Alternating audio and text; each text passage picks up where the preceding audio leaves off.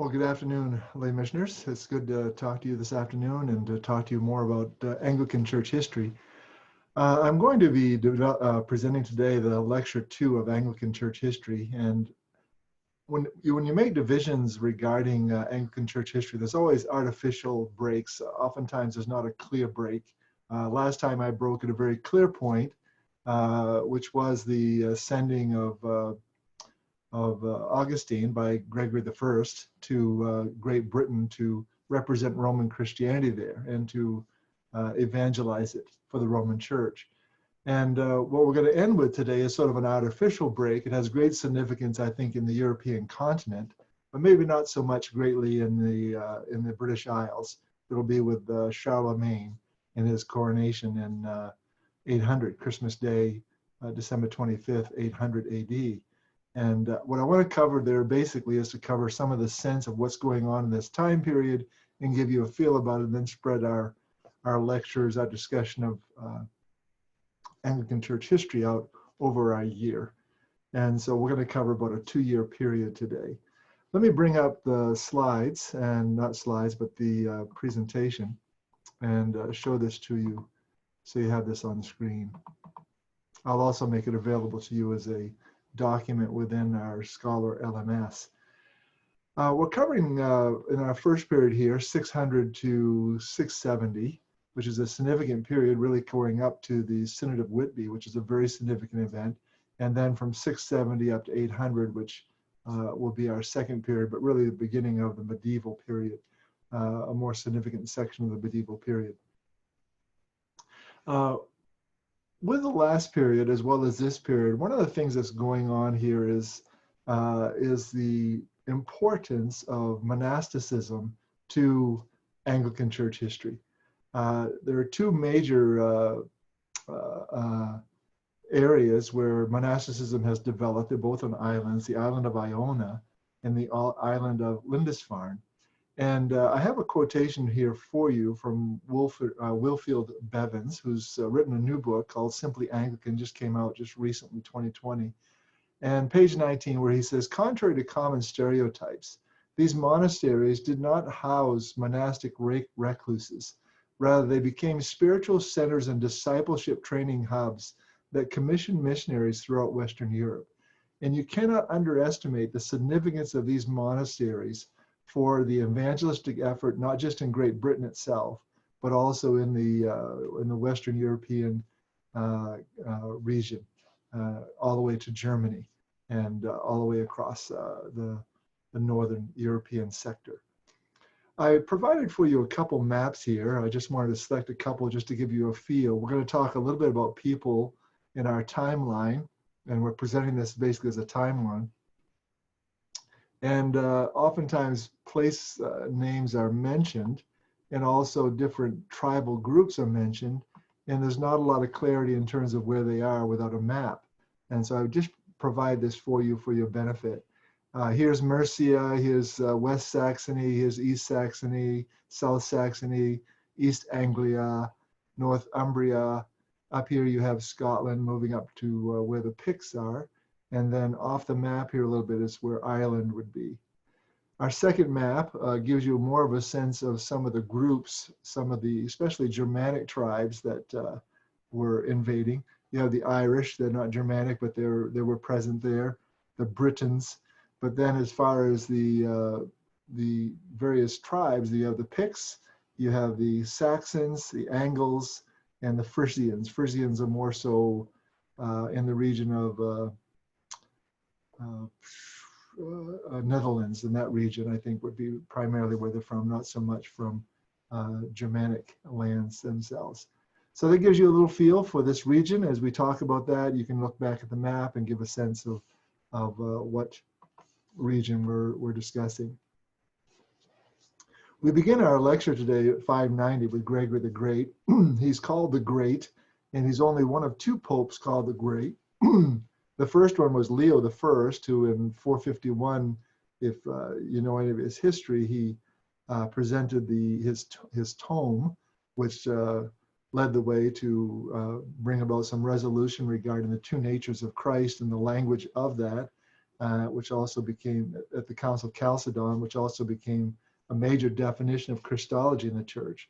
And he was a great administrator, and he also, because of a dearth of leadership in the Italian peninsula, ended up basically ruling the Italian peninsula itself. And Gregory did the same in his time. They both had responsibilities for negotiating treaties, for instance, with some of the invading Germanic tribes, barbarian tribes that were coming across the region. And so Gregory the Great, he's a Benedictine monk. He's, from there on, I think you have every pope as a monk. And he was elected the Bishop of Rome. He's a very diligent and effective administrator. He's another one of these individuals who really didn't want the office of Pope and Bishop, but yet when he seized that role, he was well equipped for it with his administrative skills. He was interested in so many different things. Evangelism was obviously a major concern of his, and extending the mission of the Roman Church. But he was also a founder of Gregorian chant and organized choirs, and the monasteries developing some of this musical liturgy that was very much part of that tradition at the time. And Gregorian chant is named after him. He's also very concerned about priests being pastoral in their care, and wrote a book on pastoral care. And I think that's it's not necessarily an eloquent book or one that you would find to be terribly well written, but it was also just indicating the priorities and burdens that Gregory felt like every priest, monk, and local pastor should have toward his flock and caring for them. And it has great instruction. Andrew Purvis covers this book, his book here in his pastoral care in the Anglican tradition, pastoral theology in the classical tradition. And he's one of the primary examples, Gregory is, of that. So what does Gregory do? Gregory decides to send a mission to Britain. Yeah, he wants to bring Britain under his authority. It doesn't really exist under his authority at this time. Celtic Christianity has been primarily the flavor of Christianity since the earliest times. He sort of has some puns on angels and angels, and York, which is one of the major cities of England, and God's wrath and so forth, but yet he sends this mission there. They travel overland. There's a wonderful letter. There's some correspondence between Gregory and Augustine, as Augustine actually is traveling across land to get to Britain. And one of the concerns that Augustine had was that there were all kinds of different churches he was visiting that had different liturgical traditions, and he wasn't sure what he was supposed to present to the people of Great Britain. So he writes back and says, you know, Pope Gregory, he was an assistant to Gregory, so he writes him very freely. And he asked him about, okay, what should I deliver to the people of Israel, of England, excuse me. Gregory writes him back and said, you know, gather sheaves wherever you can and bind them together, and then deliver them to the people of God in England for their edification. And what he was giving him a real privilege to do was to appropriate the very best of liturgies that he was experiencing as he traveled across Europe, and to bring them together so that he formulates a liturgical tradition that will bless the people of Great Britain and would be suitable for them. And so there's this wonderful sense of the liturgy has form to it, but it also has fluidity to it. It also has appropriation for what's appropriate for one region may not be totally appropriate for another. And so there's this accommodation and also appropriation that's a very healthy thing. I think Gregory's promoting at this time. So anyway, he sends Augustine there with his group. Augustine over time becomes the first Archbishop of Canterbury. He's also a Benedictine monk. He arrived first of all at Kent, and was later to be titled the Apostle to the English. One of his early acts was baptizing King Ethelbert, who had a Christian wife named Bertha. Ethelbert allowed him to work in his region and gave him authority to preach there. And so Gregory, as I mentioned, authorized Augustine to develop liturgy and other practices, especially for the English-speaking people, and thus you have the beginning of the Anglican Church tradition, really at this point in time. And one of the interesting notes I want to just point out to you is that this conversion of King Ethelbert signals something significant that's going to be a lasting factor within Anglican Christianity. And that is the close connection between state and church, between the king and the Archbishop of Canterbury, who becomes the central leader in Great Britain. And this close connection there, remains a unique feature, even to this day, for Great Britain itself. Obviously, the United States, then the Anglican Church that was in the United States broke away from that with the Revolutionary War. But that has become just a unique feature that stays present in Anglican Christian history. The date 1616 marks a time when some of these pagans who were being converted, some of these people who did not know Christ, they are resistant. And in Ireland, and particularly, well, various reasons there, irate pagans pursue Mellitus, Bishop of London, and Justus, Bishop of Rochester, to Canterbury. And there's this resistance that's going on, and that shows up at various points in time. And sometimes they even drive the church out for a period of time from various regions. King Eadbald is so impressed by the courage of Lawrence, who was the Archbishop of Canterbury, that he himself becomes a Christian as well. And so you have all this influence again of royalty and the church being intertwined and being mutually influential to one another. Paulinus, who was the first bishop of York, he converts King Edwin of Northumbria. So we're looking it up in the northern section. If you look back up at the map, we're starting to evangelize that northern section of Britain. Aidan is a very significant individual here. He is going to develop the monastery at Lindisfarne, which is to the north, and it becomes a holy island and a monastery that becomes very significant and influential in missionary endeavors throughout Europe. And there was a failed mission in that region. Aidan felt like that the individual who went there to evangelize was too harsh and did not have very many converts. And then Aidan went there, began his missionary work, and battling pagan sorcery, but he founded his center on the island of Lindisfarne and was much more successful in evangelizing and being more, not necessarily gentle, but more less severe, I think, in his approach to converting the lost. Cuthbert is an interesting individual. He's a shepherd monk. He becomes prior of Melrose Abbey, and this is a very significant monastery in the region. Later, he becomes abbot and bishop of Lindisfarne following Aidan's time. He actually had a dream and in his dream he saw stars ascending up into heaven, I believe was the picture of it. And he was a young child at the time, and it was at the very moment that Aidan had died. And so it's kind of an interesting connection there between these two individuals. Cuthbert later became a hermetic monk, which means someone who spends time in isolation, and became a preacher to seals and gulls, which is kind of a fascinating factor.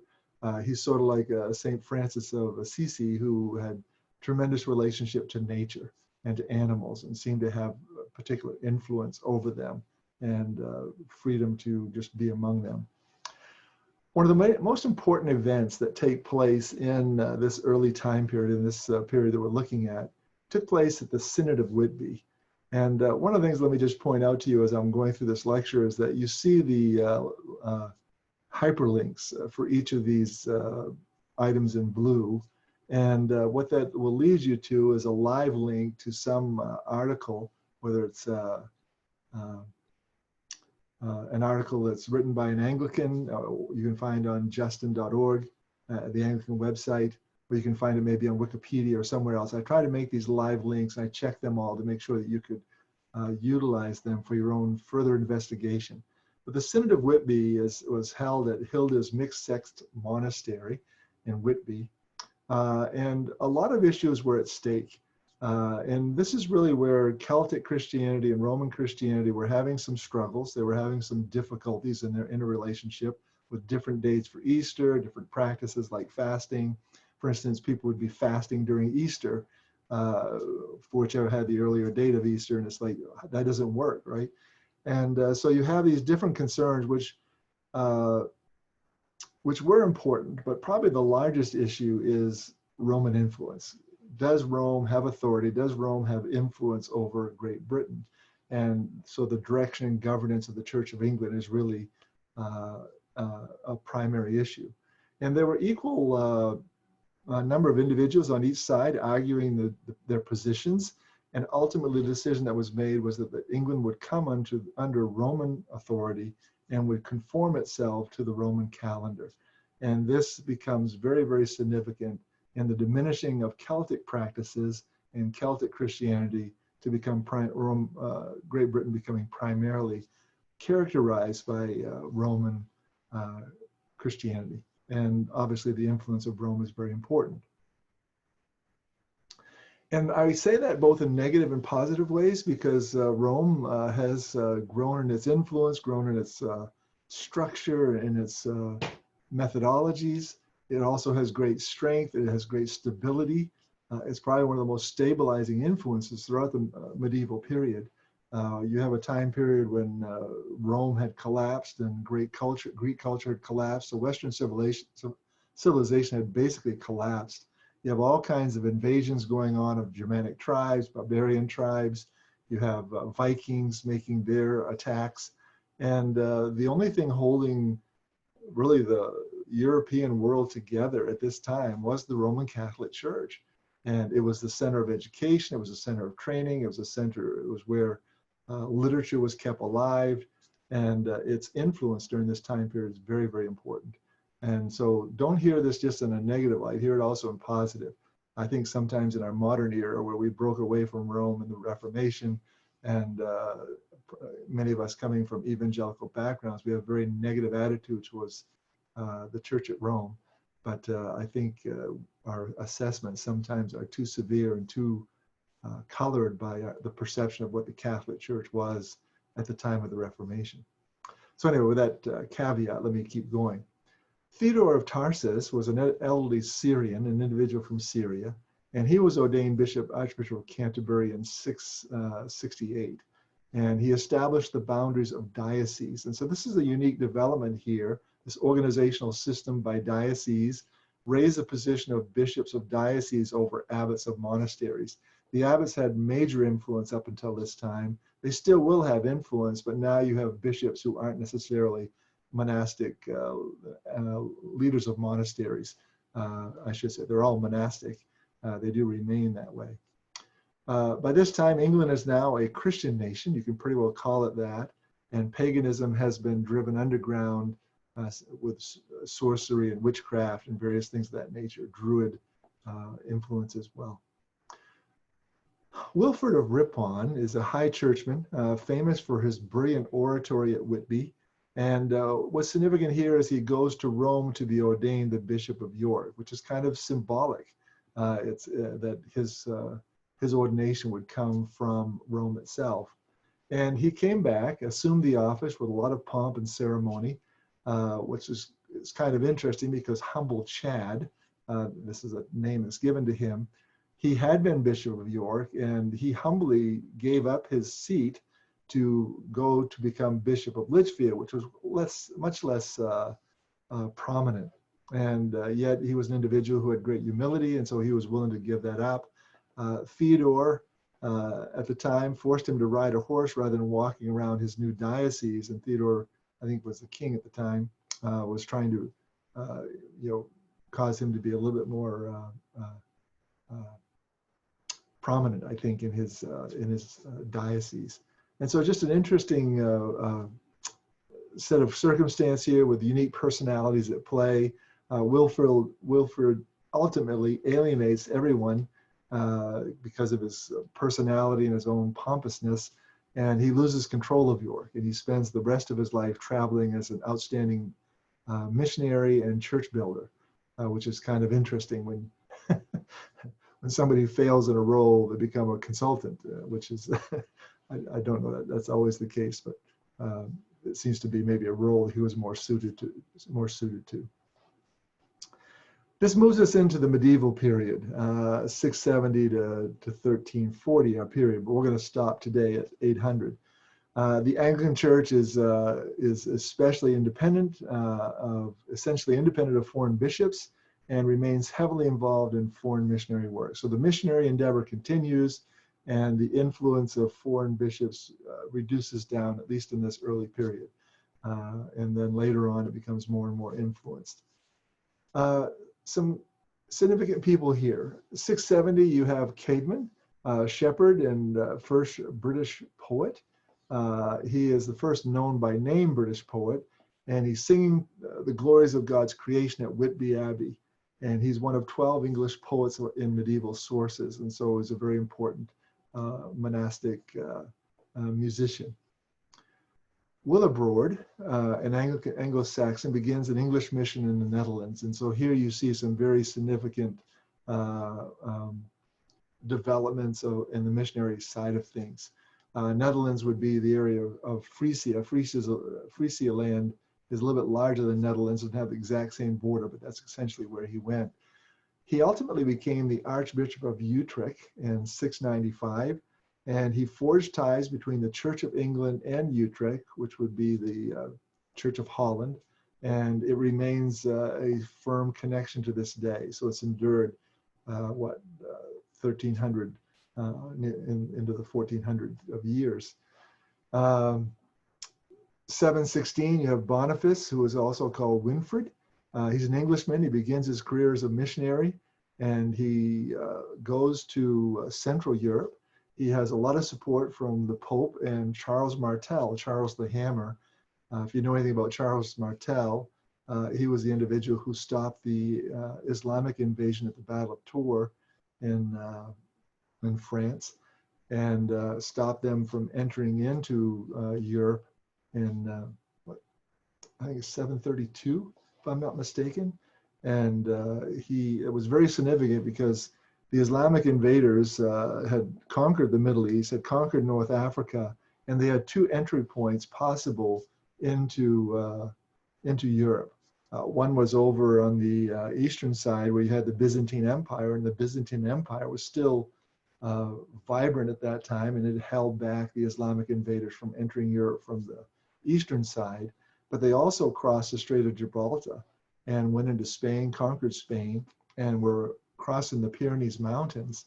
And Charles Martel, who was just a mayor of Palace, he wasn't necessarily a king or anything of that nature, he was able to stop the invasion in 732 at the Battle of Tours, which was very significant because Europe might have become dominated by Islam in this early period when Christianity was really taking root and becoming very influential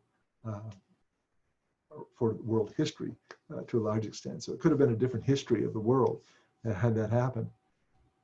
So he worked in Hesse in Bavaria, two regions of what we would know as modern day Germany. One of his acts, he was fighting against paganism, and he cut down the sacred oak of Geismar. And this oak tree was sacred to the god Thor. It was a very ancient tree and a very large tree in girth, and he had it cut down. And he is the most effective evangelist in Germany, to Germany, and deeply influenced early European history by his spreading of Christianity and Christian influence in the region. You want to mark 731 because it marks a very important individual who really some of the history that we've already presented to you, we would not know about fully without the writings of Venerable Bede. Bede was a historian. He's a doctor of the church, a very important doctor of the church. And he completes his ecclesiastical history of the English people in 731. and he covers the earliest period, and he's the one who gives us most of the details that we know about. And incidentally, this is the work that popularized the Anno Domini system for dating events, and so brings us to that BC AD division that we recognize. And what's interesting, this was developed in monasteries. I'm not sure if Bede developed it totally himself, but the monks who did establish this did not have the correct date for the death of Herod the Great in his life. Herod the Great died somewhere around 2 to 4 BC, and we know this primarily because of a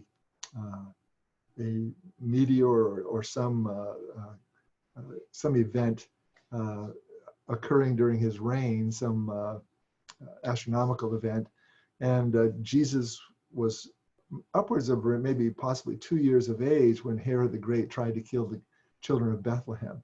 So Jesus was born somewhere between 4 to 6 BC, and Herod died somewhere between 2 to 4 BC. And so they got the date. The point is, they got the date Anno Domini wrong, and so Jesus Christ is born BC, which seems so strange. Otherwise, it would be the year 0, I guess. And so exactly how that works, we'll have to take a look. But you have first 1 BC, 1 AD, and then that central point. Well, anyway, Venerable Bede, his work is very, very important for us, particularly for the early period. He was brilliant by all estimations, and his work was very diligent. He was very scholarly, and he really sought to use primary sources for all of his datings. And so I think in some ways he was more careful as a scholar than Eusebius of Caesarea, who wrote the first church history. In 750, you have the mark of some new literature being composed, Beowulf, The Dream of the Brood, those both being composed. Both these poems display Anglo-Saxon themes of gaining permanent respect by accepting lonely defeat. And so you have these themes developing in British literature. 755, you have Boniface. He's martyred by outraged pagans. And the legend is that he was stabbed through his prayer book into his heart. And so here he is, Boniface is being killed as a martyr, 755. 790, King Offa of Mercia. He is an individual who was probably one of the strongest English kings before Alfred the Great. He consolidated various regions of southern England together, and he was a very powerful monarch in bringing together some of these lands that were led by tribal groups. He founds also the St. Albans Abbey, and it's stated that is the reason for that was he was doing penance for the murder of St. Ethelbert. And so you do something in penance to rectify your evil deeds. 793, you have the Vikings sacking in Lindisfarne. The Vikings make a major difference in the peace of Great Britain, and this history is very disruptive. I've watched a series of movies or a serial on this, and it's been very fascinating watching it. It's kind of rough, but it just shows you how the blending of the Viking influence as well as the Anglo-Saxon and German influences here are very, very strong. And this is a very disruptive period in British history.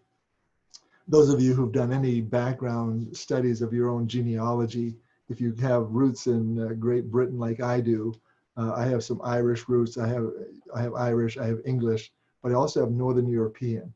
And that Northern European piece comes from the Vikings and the intermarriage that occurred between Vikings, Anglo-Saxons, and various other groups of this region. A very important monk of English background is Alcuin. He's an English deacon. He's a pupil of Bede. He's a brilliant individual, and he was chosen by Charlemagne. Charlemagne is the first emperor of the Holy Roman Empire, and he became his educational minister at Alcuin or Aix-la-Chapelle. And he also became the abbot of Tours, which is a very important monastery. Martin of Tours, I think, was the one that established it. So Alcuin introduced a lot of liturgical forms. He was drawing upon a lot of different traditions, bringing them together, composing with his other monks, including the collect for purity that we say on our Sunday morning worship. He also organized the copying of manuscripts and scriptorium, and he also was a strong advocate for the filioque clause. Those of you who know this filioque clause, which means and the Son, where the Holy Spirit proceeds from the Father and the Son, that expression was not in the Nicene Creed in its original form, and it was added in the 8th, 9th century by the Western Church. And Alcuin was a proponent of that teaching about the Holy Spirit, which differed from the Eastern Orthodox Church's understanding of the Holy Spirit. And this becomes a major dividing point between East and West.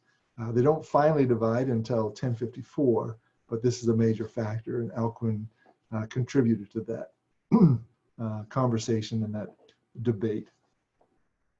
The final item I'll have for our short lecture here on lecture 2 for Anglican Church History is the crowning of Charlemagne. On Christmas Day, the year 800, December 25th, year 800, Charlemagne had traveled down to Rome from France, what would become France, and was in Rome. And Pope Leo III took the occasion to crown him the king or emperor of the Holy Roman Empire, establishing a whole new political entity. But also, I think what's fascinating here is he's creating a precedent of a pope crowning a political leader. And so we have this power over the secular power, the religious power over secular power, which sets a great precedent for the future, and a lot of church-state conflict and controversy that occurs in Western civilization, European civilization, as well as moving over to the United States, and some of the concerns that were there in the New World in our early history. And so we find a fascinating development here, and I find that to be very significant. The Holy Roman Empire ends up being a major influence in European politics. It moves in some ways in terms of who sets in that role of emperor. Oftentimes it's someone either from Spain or Germany or even France itself. And it's always someone who has tremendous loyalty to the Pope. And it's a very important figure. And we know that at the time of the Reformation, one of the main reasons why the Pope would not give an annulment of marriage to Henry VIII was because he had very strong connections to the Holy Roman Emperor, who was also King of Spain. And so these factors become very, very significant.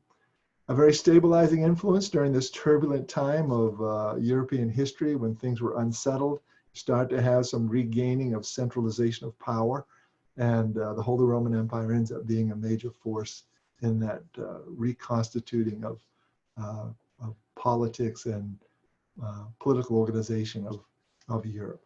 So we will stop there. We will continue on moving into the 800s and beyond next time, and this will be a lot of monastic influence, but also moving up to the Battle of Hastings and William the Conqueror, and some of those events moving on in the 11th century. God bless you. Hope this is profitable to you. I'd really encourage you to use some of these hyperlinks to go to further study, to read a little bit more and find out a little bit more about some of these individuals and what their impact was, some of their deeds, some of their writings, and this will round out, I think, your awareness of Anglican church history. God bless you.